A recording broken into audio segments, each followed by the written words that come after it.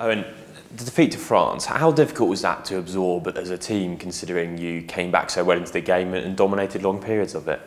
Yeah, it was very tough to get over these last couple of days. You know, people talk about performances and putting in good performances and performances you can be proud of, and that's all that matters. And you know, it was definitely a performance that we can be proud of, but it's not the result we want. So it was probably even more gutting for that reason.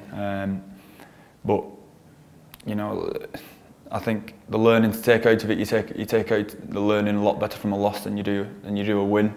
And although it was a good performance, there's still a lot of learning to be put into this week. Given something similar happened against New Zealand, does that frustration really drive you on as a team towards a Scotland week? Does it give you an extra drive in training to try and put it right? Yeah, I think so. It definitely does personally. You know, you want to almost get out there and play again today. You know, we had a great 2 weeks prep going into that France game, and it showed by the way we played, and we've got to make sure that we have a good week going into this week. As you've touched on there, it's difficult to perhaps isolate your own performance, but some people are saying it was your finest in an England shirt. Do you think that was the case from your own point of view, and if so, why? I thought the way the team attacked, it's as comfortable as I've felt within the team. The options which the boys gave us at the weekend was outstanding, and you know, that showed by the way that we played really.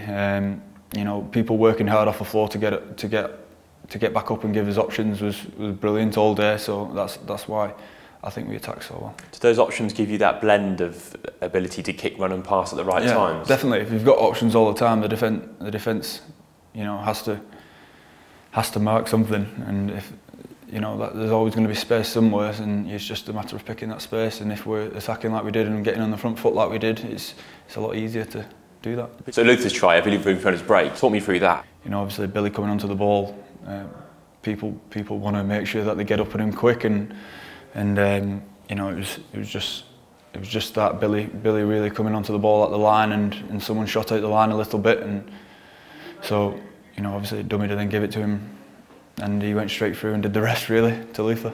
I think England made 15 offloads in the game. Changing the point of attack was obviously important and a real feature of the play. Do you think you need to do that against Scotland as well? They've got a big pack of course as well. Yeah, I think, you know, there was a few mistakes in the first half from our offloading, but I thought our intent to do that was brilliant. You know, and we'll get better at that this week, and we'll make sure that, you know,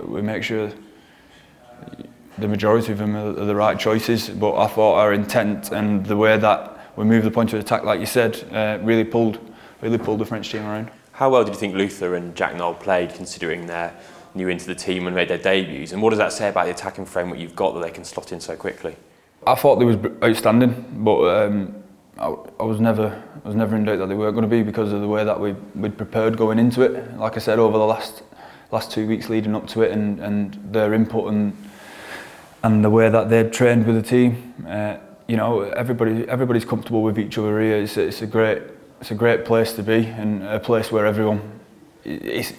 place where I feel like everyone it's easy to get better, and everybody's comfortable with each other and talking and making sure that, you know, they're all on the same page.